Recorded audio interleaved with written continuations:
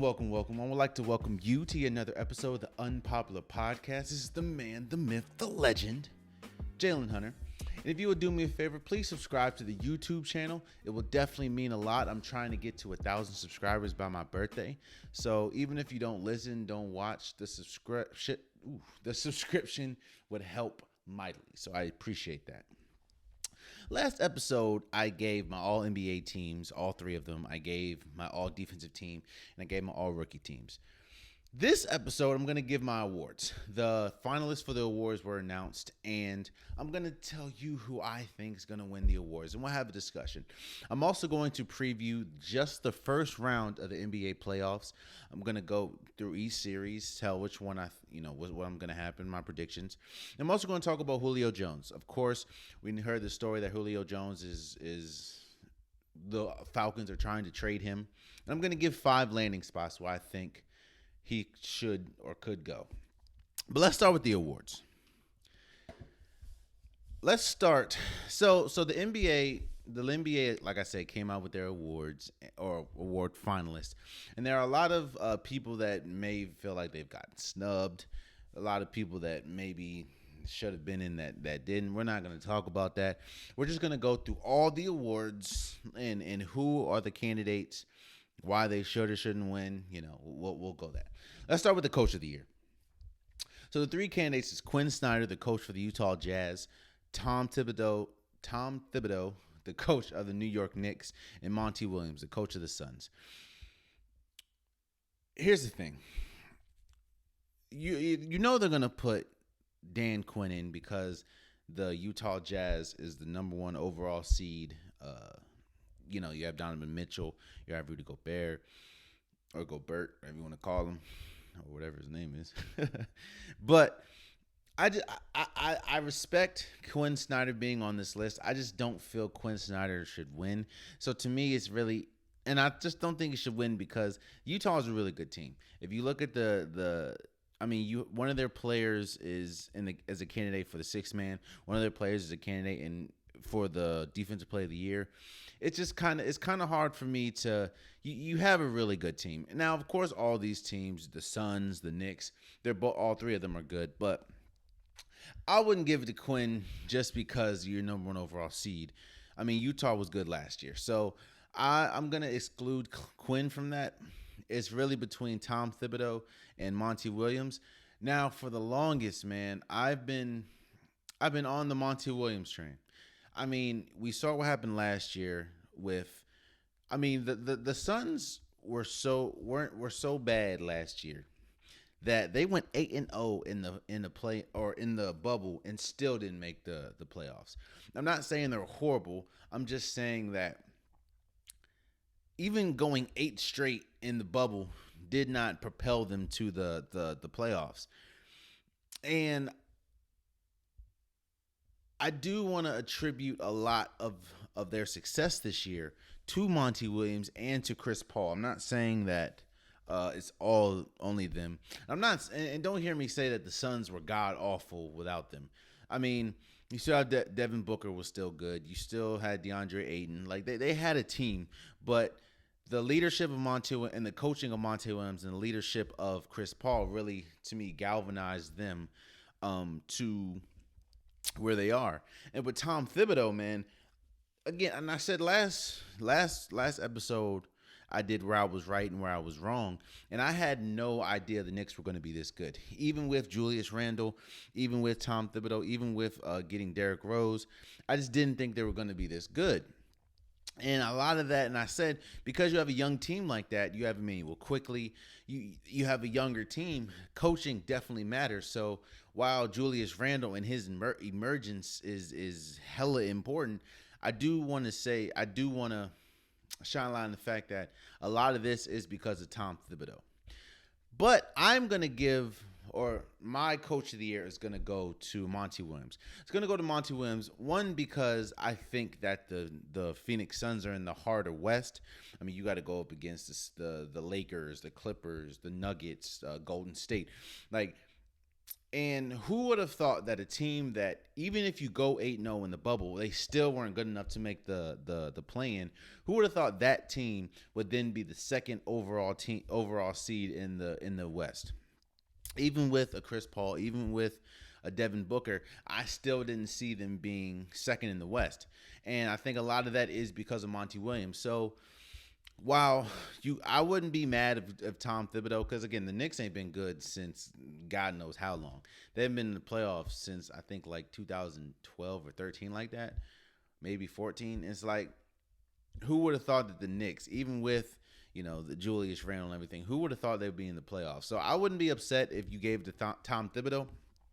I am just giving my coach of the year to Monty Williams, because while I didn't expect the Knicks to be this good, I didn't expect the Phoenix Suns to be the second overall seed in the West. So my coach of the year is going to go to Monty Williams.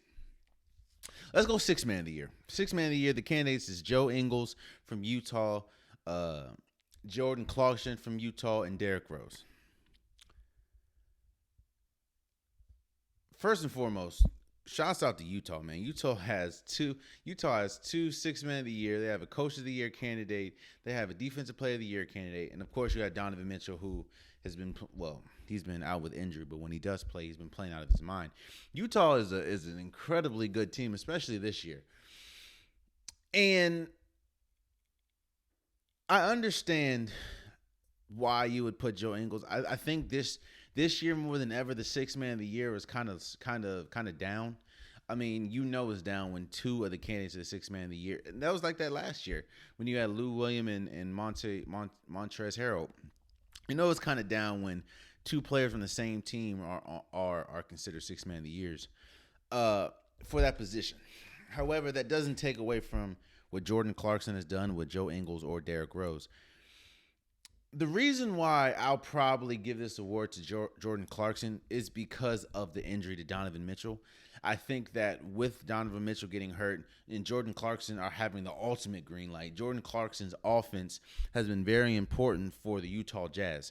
Now, if it wasn't for Donovan Mitchell going out, I would have given this award to Derrick Rose because, again, while Julius Randle is the best player and has been the best player on the New York Knicks, I think that it's important to distinguish the fact that Derrick Rose, his emergence and his presence on the team, especially with the bench, has been important. And when you pair him up with his leadership with younger players like R.J. Barrett, like Emmanuel Quickley, like a Kevin Knox, it's important. And I think Derrick Rose has been incredible, man. I think he's averaging like 20 points a game. Again, this was one of those last minute things. Like, I didn't know, when I say last minute, I had Derrick Rose the whole time until I really had to sit and think like, Jordan Clarkson, especially with Donovan Mitchell being out, has been huge and very important for the Utah Jazz. So I have to give it to Jordan Clarkson. Again, I wouldn't be upset if you gave it to Derrick Rose. I had Derrick Rose for a minute. I definitely like Derrick Rose, but I'm going to give it to Jordan Clarkson. Let's talk about the most improved player. You have Jeremy Grant from the Pistons. You have Michael Porter Jr. from the Denver Nuggets. And you have Julius Randle. To me, this is probably the easiest award to award. One of these players is an all-star. In my opinion, one of these players deserves and should be on an All-NBA team. I'm going to give the most improved to Julius Randle. And this is nothing against Michael Porter Jr. Michael Porter, especially with Jamal Murray being out, his offense for the Nuggets has been so important. And he's starting to look like the player that a lot of experts and a lot of people that definitely watch basketball and has been watching him since high school definitely expected him to be. I mean, if it wasn't for injuries, he was good enough to be a number one overall pick. I think there was a point where he was a number one ranked player in the nation. So, and of course, if it wasn't for injury and maybe the college he went to was Missouri, he was good enough to be a number. I mean, a lot of people expected him to be a number one overall pick. So, and Jeremy Grant, I didn't expect this, even coming out of Denver, because he was very important for Denver. I didn't expect this when he went to Detroit. I mean, his ball handling has been better. His shooting ability has gotten better. He's been a leader on the team, even though, again, nobody would have thought, especially this is the same Jeremy Grant that we saw for the Nuggets. And while I'm not saying he wasn't good for the Nuggets, he wasn't a leader for the Nuggets. I didn't think he'd be this good. These are three really good candidates, but to me, it has to be Julius Randle. Julius Randle by a country mile, in my opinion. Again, he's the only one out of the three that has been an All-Star this year that, in my opinion, is going to land on an All NBA team, and he has the Knicks fourth in the East, the Knicks. So I have Julius Randle winning the Most Improved Player. Let's go Defensive Player of the Year. The candidates are Rudy Gobert, Draymond Green, and Ben Simmons. First and foremost, before we keep going with this, I like Draymond Green, man. I like Draymond Green. Draymond Green is one of the most underrated defenders in league history, in my opinion. Just this year, I would not have put him over Bam. Do I think Bam's would have won if he were in this? No, but I couldn't put him over Bam. What Bam Adebayo is doing with the Miami Heat and his rim protection, and while he's not able, you can't switch him on everyone. His quickness allows him to play and guard some of the threes and some of the fours. So, and he's been incredible this whole year. So while again I like Draymond Green, I don't know if I would have put him as a finalist, but here he is. And do I think he's going to win? No, but I do think that we have to shine light on the fact that Draymond Green, year after year, he's one of the best on-ball defenders and one of the smartest defenders that we have in the league. And a lot of the stuff that he does, he's one of those people that a lot of stuff he does not end up on a stat sheet. And because of that, a lot of people may want to call him trash. Now, I do think he needs to work on his offense, especially with if Golden State wants any chance of getting back to where they were. Of course, Klay Thompson coming back is definitely going to help, but Draymond Green, especially defensively, is one of the best defenders in the league. And while I would have put Bam as a finalist, I'm not mad that Draymond Green's a finalist. So it really comes down to Rudy Gobert and Ben Simmons. And this, to me, this is probably one of the hardest decisions because it's like, who do you pick? Is it Rudy Gobert, who is an incredible rim protector? I think the best rim protector in the league. I think he was second in blocks. He averaged 14 and 14. What he does, he allows Utah to his cleanup ability, especially at the rim, is so good that Donovan Mitchell's not that good of a defender. In fact, none of Utah's guards are really good at defending. Not Joe Ingles, not Jordan Clarkson, not Mike Conley. They're really not good defending, but because he's so good at rim protection, they're one of the top defenses in the league. I think they're like top 5 in the league in defense. And these are with guards and forwards that aren't that good at defending, but his presence is that good. But Ben Simmons, on the other hand, Ben Simmons is a 6'11" monster that he guards anywhere from the 1 to the 5. I've been jostling back and forth, man. This is what I'll say. I'm gonna say the Unpopular Podcast Defensive Player of the Year. I'm gonna give it to Ben Simmons. I'm gonna give it to Ben Simmons because, again, Ben Simmons has to guard. While Rudy Gobert has been an incredible defender, and he is an incredible defender, and I wouldn't be upset if he wins. And if he does win, this will be his third one. I think he'll join the list with Dwight Howard, and what's his name, Ben Wallace, and I think another person were winning 3 or more. Ben Simmons has to guard people from the 1 to the 5. Ben Simmons guards guards, he guards forwards, he guards centers. And Rudy Gobert, while he's an incredible defender, he can't guard guards. And hell, we see almost every time he gets switched on a guard, he ends up as a meme, he ends up as something. I mean, we remember what happened with Steph Curry a couple years ago. Just this year, I think Devin Booker had this man on skates. Now again, his rim protection is crazy. His rim protection is incredible, but I'm gonna go with Ben Simmons as Defensive Player of the Year because he to me has to guard guards more than Rudy Gobert. And of course, while Ben Simmons is not asked to be a rim protector like Rudy Gobert, but he is asked to more than likely guard the best player on the team. So that's why I'm gonna get Ben. I'm going to pick Ben Simmons as the Defensive Player of the Year.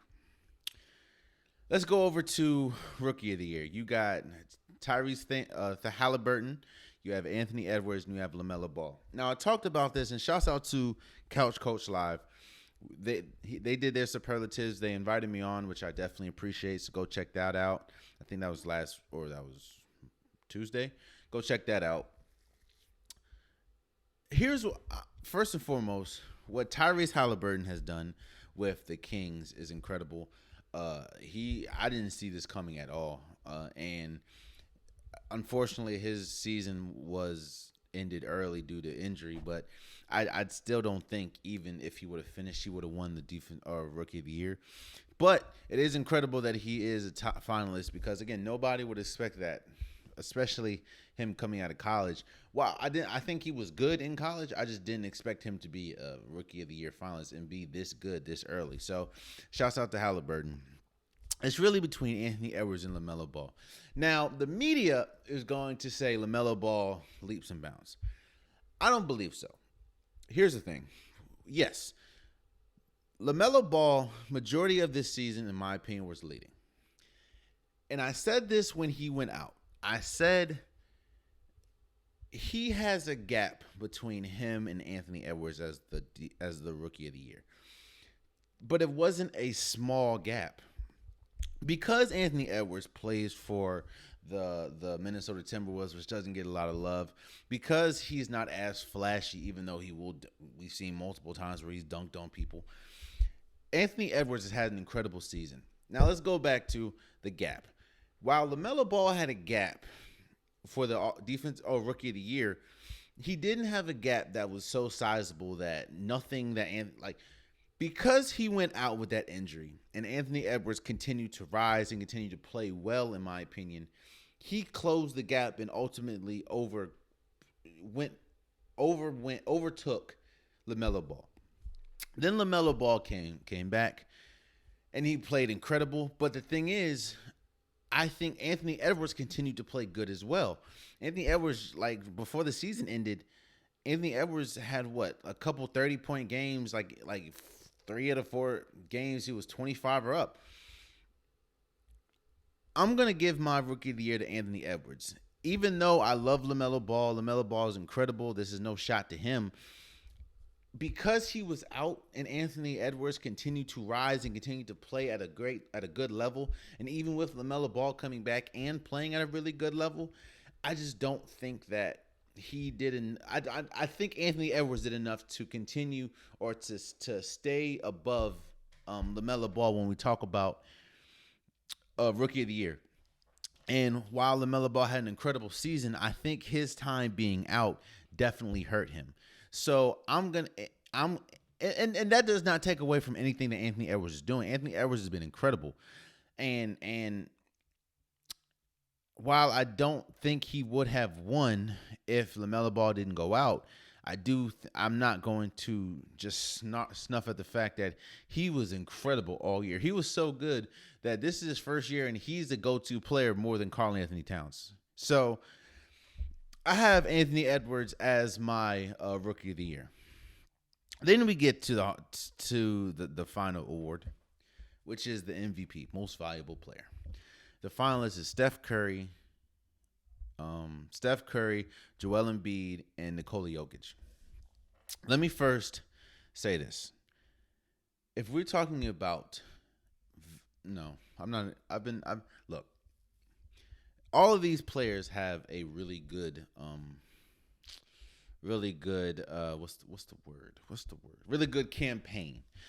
Steph Curry, scoring champ, 30 uh 32 points a game, first player in NBA history to, I think, average five threes a game.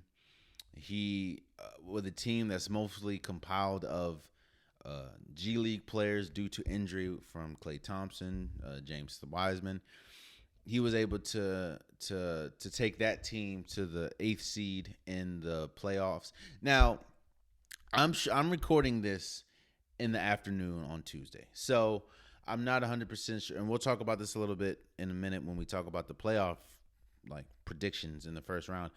If they win, I think a lot of it is going to be contingent on if they win against Memphis. So we'll see, but he propelled. We know the incredible. He's having statistically one of the best seasons in NBA history. He's having arguably his best season, and this is rivaling with a season where he was a unanimous MVP.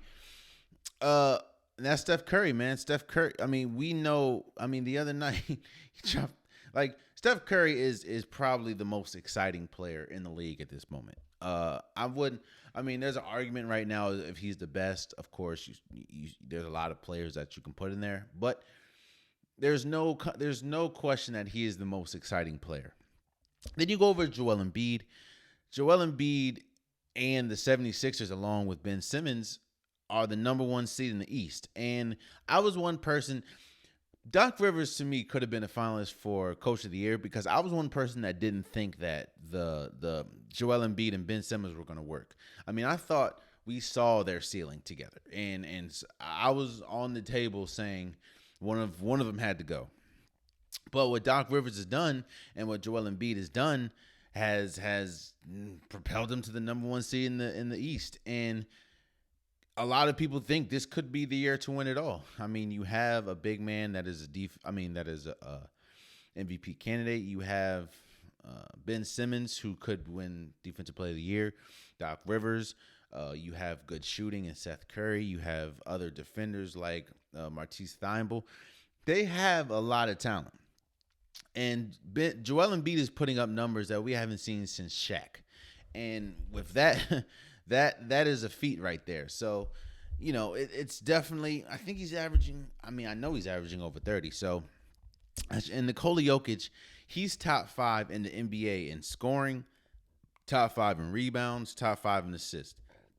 We haven't seen, that's usually not done from a guard. From a center. Not to mention he has guard-like abilities as far as passing, as far as dribbling. Like, I say this all the time, and I will go to my grave saying that that Nikola Jokic is one of the most skilled big men we've ever seen in the league. I'm not saying he is the most, but he is one of the most, I would say, arguably top 5 skilled big men that we've ever seen in the league. Now, people know I'm a big Steph Curry fan. Like, I'm a big Steph Curry fan. I like what he means to the league. I like what he represents as far as basketball as a whole.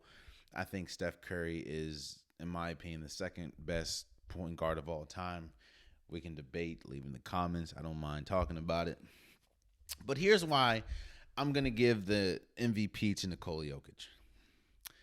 And I think this is a big reason why I think the league will give it to Nikola Jokic.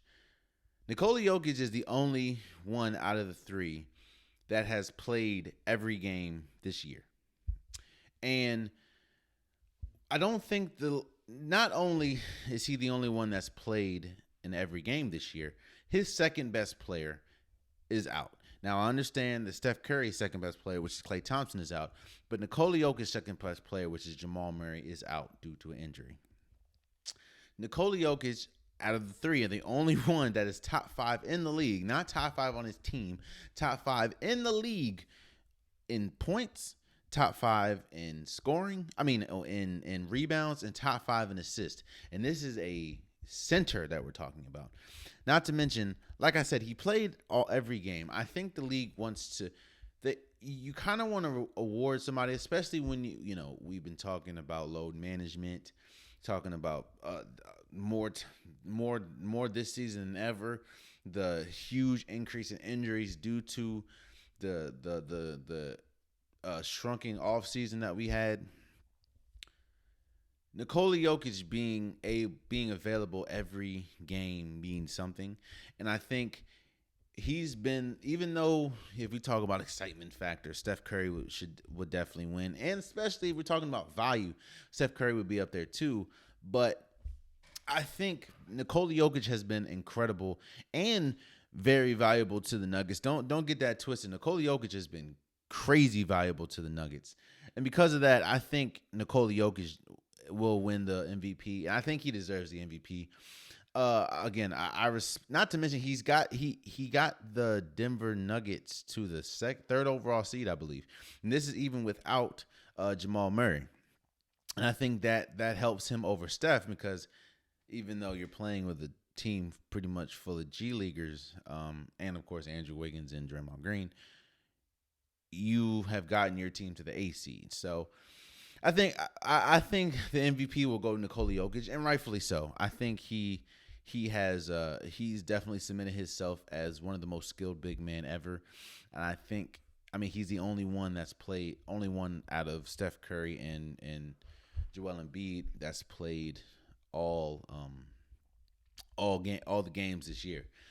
So he's definitely been available. So those are my awards. Those are the if you feel differently, or who do you think is going to be MVP? Who do you think is going to win Rookie of the Year, Defensive Player of the Year, Coach of the Year? Like, who do you think is going to win? Leave in the comments. We can talk about it. If you agree with what I say, leave it in the comments. Hey, I want some love too, man. So, but yeah, man, let's have a conversation. Who do you think is going to win an award? And just let me know. So let's go over to the playoffs. Let's go over to the playoffs. So the East is pretty much all finished up as of right now. Of course, we're gonna see what happens tonight with Golden State and Memphis. I think Golden State's gonna win. So I'm gonna if I'm wrong, hey, I'll be wrong, but I'm gonna put them in the 8th spot. But let's just talk about the East. The East to me is very intriguing for a lot of reasons. A lot of matchups, especially in the second round, are going to be very interesting. But in this episode, I'm only going to talk about the first round. I'm only going to give my first round predictions. I'm only going to do that. So let's start with we're going to start with the Eastern Conference. You have the Philly, which is number 1 overall seed, against Washington. First and foremost, Washington had a 0.6% chance to make the playoffs, because they were god awful. Now, injuries, COVID hit Washington. Now, of course, it hit everybody in the league, but it hit Washington more than anybody. I mean, Bradley Beal was out. I think Washington missed like 9 straight games. You had Russell Westbrook was out with injury. Thomas Bryant, Danny was out. Like, there was a lot of people. Washington got affected heavy with injury and COVID, and a lot of people are surprised that they went 18-7 their last few games, but that it takes a minute to build chemistry, especially when you bring on a player like Russell Westbrook. And of course, you have to play with all your people. You still have Bortons, you brought Robin Lopez, and you brought Alex Len. So congratulations to Washington for making it to the playoffs in the 8th seed. Especially, they destroyed Indiana, man. Indiana didn't even look like they wanted to play. With all that being said, though, I don't see them winning a game against Philly. To me, they don't have an answer. They don't have an answer for Joel Embiid. They don't really have an answer for Ben Simmons. Well, I will say this. You're going to have to make Ben Simmons shoot. You're going to have to make him shoot, which, it's easier said than done, because I think that's everyone's game plan is stop Joel Embiid, make him shoot. But there's a reason why Joel Embiid's in the MVP discussion. So it's hard for me to, I'll say this. I'm going to say Washington gets one at home. I'm going to say Bradley Beal goes crazy, or Russell Westbrook goes crazy because Ben Simmons can't go. Oh shoot, but they do have a Thibault. Ugh. I'm gonna say Philly wins 4-1. I'm gonna do a gentleman sweep. I can't. I'm gonna give Washington a game. Russell Westbrook's gonna go crazy, or Bradley Bill's gonna go crazy, and Washington is one of the best 3-point shooting teams in the league, and I'm gonna give 4-1. So I got Philly advancing to the second round. The Knicks and Atlanta, which is the 4 and 5 position, is definitely intriguing. Both of them are 41 and 31. Of course, they're pretty much two different play styles. You have a defensive, rugged team in the Knicks. Of course, most Tom Thibodeau teams are defensive and rugged, going up against the high flying, the up and down Atlanta Hawks. You have John Collins, you have Trey Young, you have that core, and of course you have Julius Randle and Derrick Rose and RJ Barrett. I just don't think that Atlanta has somebody that can slow down Julius Randle. I think that this matchup can go to 7 games, but I just think Julius Randle is the best player in this series. And when you have the best player, usually you win. Now, it doesn't always happen, but usually you win, especially in the first round. So I'm going to go with New York beating Atlanta. And not to mention, Atlanta doesn't play that good a defense for me, especially when you're going up against, like I said, a Derrick Rose, a RJ Barrett, Julius Randle, Nerlens Noel, who can kind of neutralize Clint Capella.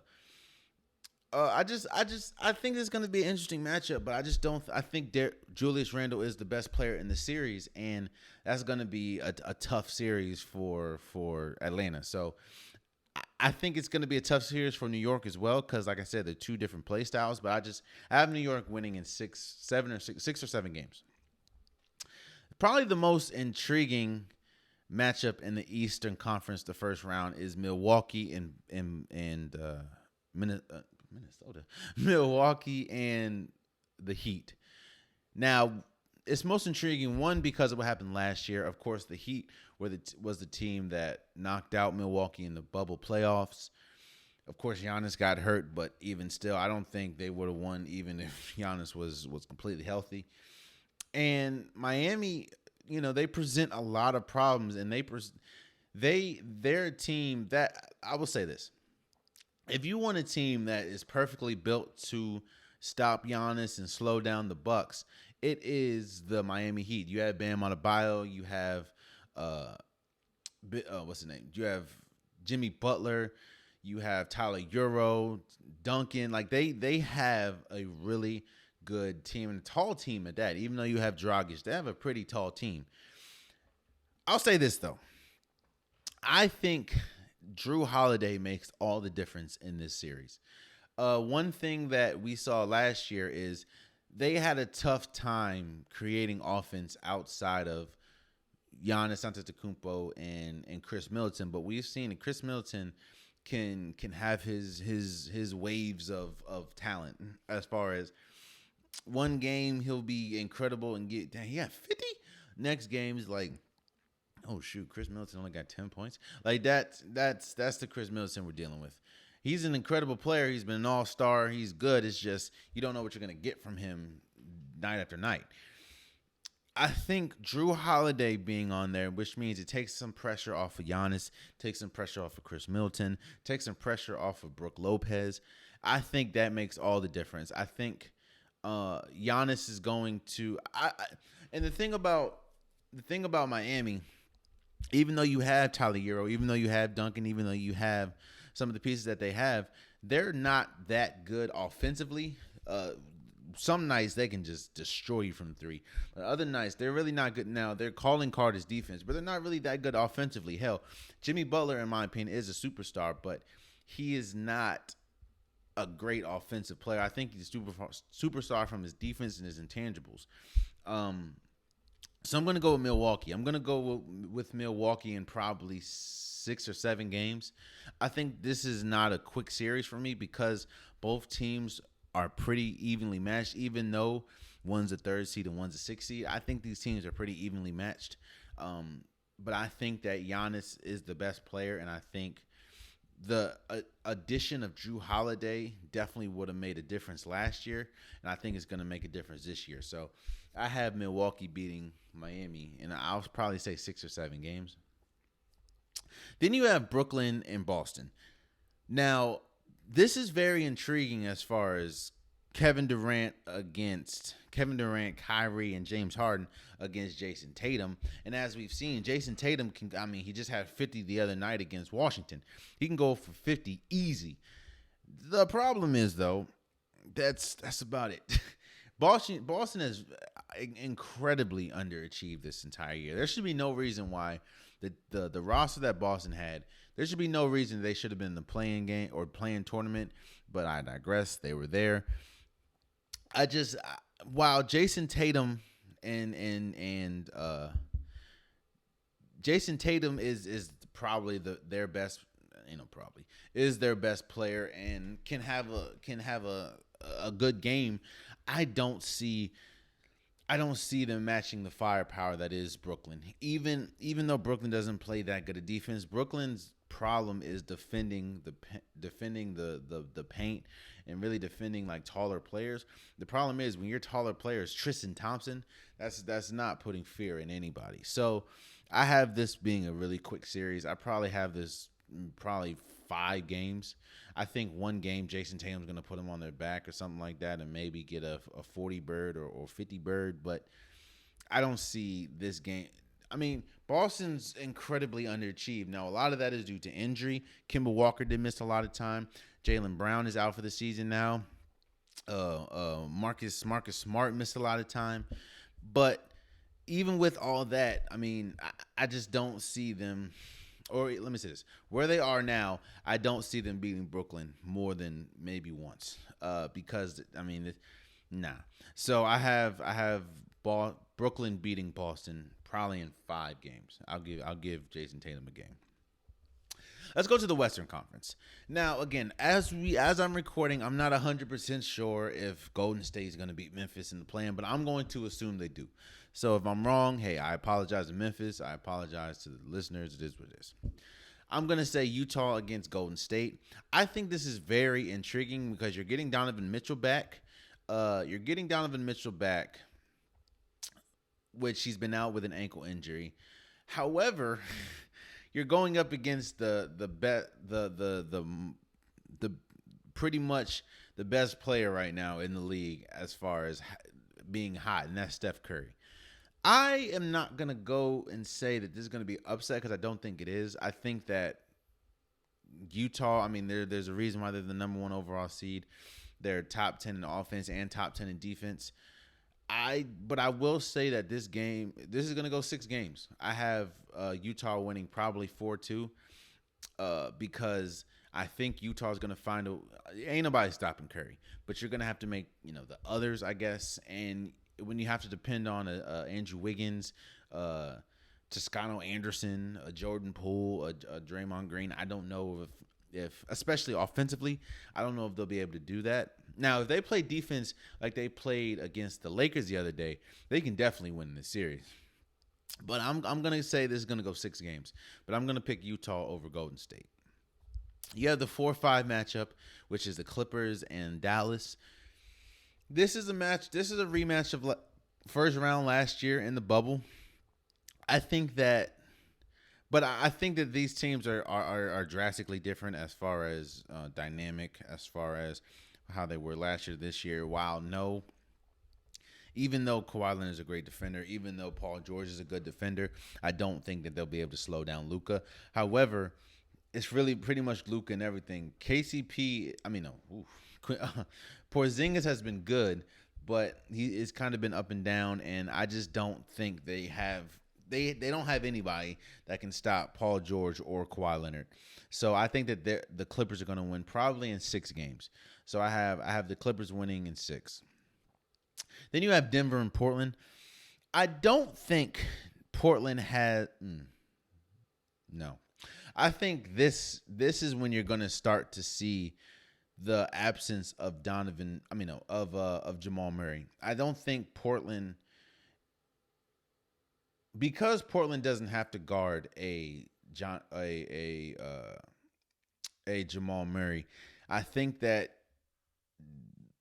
I think that Damian Lillard is gonna have a field day with with this team. Um, Now, yeah, Nikola Jokic, I just said he's probably gonna win MVP, but when you're going up against, you need someone that can give you maybe 30 or 40 against a Damian Lillard, against a CJ McCollum, against a Carmelo Anthony, against a Enes Kanter, against a Nurkic. So I think Portland has, now Portland don't play no, even with Robert Covington, who's been injured, they don't play no freaking defense. So I think there's gonna be a longer series, but I just think because you have Dame, because you have CJ and Portland's firepower, and while you have Michael Porter Jr., you don't really have anybody else that can really put the ball on the ground and like break somebody down and give you a bucket. So I'm gonna pick Portland probably in 7 games. I'll pick Portland in 7. And then you have Phoenix and LA. Now, while Phoenix was a really good story, you know, to me, you have Chris Paul, who could have been the MVP conversation. You have Monty Williams, who I have winning the Coach of the Year. You know, Devin Booker, DeAndre Ayton, Mikal Bridges. Like, you have a lot of good players. I don't see. I see this. This can go 6 games, but I don't see anyone that can stop LeBron. They don't have anyone that can stop LeBron James. They don't have anyone that can stop Anthony Davis. Yeah, you can throw Crowder on LeBron, but I mean, no. So I just, I don't really see. I don't see, if you don't have anyone to stop their best 2 players. Now I understand LeBron James is not 100% right now, but you still don't have anyone to stop him or Anthony Davis. So because of that, I have Phoenix losing, and I have them losing probably 6. I'll give them 6. I think, yeah, I'll give them 6. If there's one team or one series that's an upset, that's a question that I got. What's the upset in both conferences?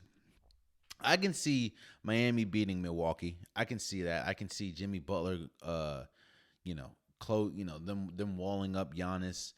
I can see Bam going crazy. I can see Jimmy Butler going crazy. I can see Tyler Hero going crazy like he did. Even though Tyler Hero hasn't had the best season, I can see that upset. And in the West, I honestly can see Golden State beating Utah because you have Steph Curry, because they're I think number 1 in assists.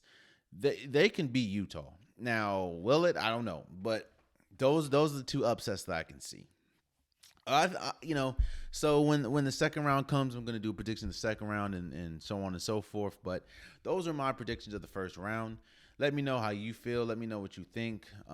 If you disagree, of course, I say it all the time, but you can always leave it in the comments. For people, you can just go to the comments. Look, I usually respond. It's fun talking to you guys. But before we go, oh man. I should have switched. You see what I'm saying, man? It is okay. Before we go, I don't know if I talked about this before. I believe I have. I just can't remember. Julio Jones, and the Atlanta Falcons. The Atlanta Falcons are trying to trade Julio Jones. First and foremost, let's talk about why they're trying to trade Julio Jones. Julio Jones is arguably the best when healthy. There's really no argument. When healthy, Julio Jones is the best wide receiver in the league. His size, his speed, his catching ability, his catch radius. He's the best when healthy. He's the best player or best wide receiver in the league. So you're asking yourself, why are they trying to trade the best wide receiver in the league? Why any team try to trade the best wide receiver in the league? The problem is he has suffered a couple injuries recently, which definitely has hampered his playing ability. Also, you have to look at the Atlanta Falcons. The Atlanta Falcons is god awful, and when your 2 best players are making as much as they are, which is Julio Jones and Matt Ryan, and they really have no cap space, they can't build their team, and they're awful offensively. As far as probably the running game sucks. even with Todd Gurley, they're awful at they're one of the worst defenses in the league and arguably one of the worst in NFL history. So with that, it's like either you build around those two, but they've tried to build around the two and it hasn't worked. And I'm not saying it's because of Julio, but you know, they the worst thing you want to do is have your money wrapped up in a wide receiver and a quarterback, and your defense sucks, your offensive line sucks, your running positions, the team all everywhere else sucks. So in order to try and build around the team, you of course have to trade somebody. And so that's why the Atlanta Falcons, not to mention, while he is the best wide receiver when healthy, he hasn't really been too healthy the last few years. And because of that, while uh, his talent definitely justifies the contract, his availability does not. So that's probably why they're trying to trade him. So what I want to do before we go is I'm going to give 5 destinations where I think he could be very important and flourish at. Number 5, and I had to say it, Washington. You have Ryan Fitzpatrick, who, while I don't think he is a starting quarterback for an entire season, he can sling the ball, and we know how he's a gunslinger. He will throw the ball and throw the ball a lot. And then you pair him alongside Chris Samuels. You pair him alongside Terry McLaurin. Of course, you got Antonio Gibson as the running back. This team, that he would be incredible for Washington. Washington still, to me, while they did address the wide receiver position in the draft, they can still, I mean, he's the top wide receiver in the league, man. So I'll say Washington at number 5. I say 49ers at number 4. Of course, everyone allots, and everyone says how incredible a player would be in the Kyle Shanahan offense, which of course is true. I mean, you look at what he did with Jimmy G. You look at what he did with, I mean, Kyle Shanahan's Kyle Shanahan. He helped get RG3 a rookie of the year. So, but you pair him alongside Jimmy G or Trey Lance, that would be that'd be a crazy team, man. Number 3, I'll say New England. I think New England would need him more than he needs New England, but you pair him along with Cam Newton, and of course you have Hunter Henry, the Judon Smith, or Juwan's whatever, what I'm talking about, the other tight end. That'll be one thing that we always know about New England is they have a tough time evaluating talent at the wide receiver position. I mean, when you think N'Keal Harry is, I always talk about N'Keal Harry. I be killing N'Keal Harry, bro. I'm just saying, man, you come on, bro. But yeah, no, it's not surprising that Tom Brady's best year, as far as statistically, in New England is when he had Randy Moss. So I think Cam Newton alongside with Julio Jones would be incredible. Number 2, I have Green Bay. First and foremost, Green Bay needs to do a lot to try to get Aaron Rodgers to even want to come back. And I think this will definitely help a lot when you have Devontae Adams on one side and Julio Jones on the other. I know that the root of Green Bay's problems is, of course, more than, Aaron Rodgers wanting a wide receiver. It's a lot more than that, but definitely getting the top wide receiver in football, in my opinion, will definitely help alongside of Devontae Adams. That would definitely, to me, put Green Bay over the top, and definitely, I'm not gonna say a Super Bowl favorite, but it definitely has enough, especially offensively and with Aaron Rodgers. I think they definitely have enough to at least make it to the Super Bowl. So number 2, I have Green Bay. And number 1, I have Baltimore. This is one of those things where Baltimore needs him more than he needs Baltimore, but you pair Julio Jones alongside Lamar Jackson, and a lot of people say Lamar Jackson can't pass the ball, even though his passer rating is 99. Look, Lamar Jackson, and I said this before, you need to develop the offensive. I mean, you need to develop the passing game, but you need number one receivers. And Julio Jones is the number one receiver. I understand you get Rashad Bateman from the draft. So you get Sammy Watkins, and you still have Hollywood Brown. But imagine all those three alongside Julio Jones. Plus, you have Lamar Jackson, his running ability. You have Gus Edwards. You have Dobbins. Like, Julio Jones, to me, you get Julio Jones in that team, they are, I'm not going to say better, but they definitely, to me, would be eye to eye looking at Kansas City Chiefs. I don't know if they'll be able to beat Kansas City Chiefs, but they'll definitely be looking eye to eye as far as AFC goes. So my top 5 destinations for Julio Jones would be Washington, the 49ers, New England, Green Bay, and Baltimore. And that's been today's episode of the Unpopular Podcast. I definitely appreciate you guys. You guys, I think this is short and sweet episode, man. I appreciate you guys. You guys mean a lot to me. Please subscribe. Please subscribe. Please subscribe. I'm trying to get to 1,000 subscribers by my birthday, which is in July. It would definitely mean a lot. If you want an Unpopular Podcast shirt, hoodie, joggers, sweatshirt, long sleeve, the link is in the description below. Any color you want, I got you. Just click on the item, select the color. I got you. I'm definitely gonna see about shorts too. So definitely be on the lookout for shorts. but again, this has been the Unpopular Podcast. I appreciate you guys. I love you guys. And until next time, much love.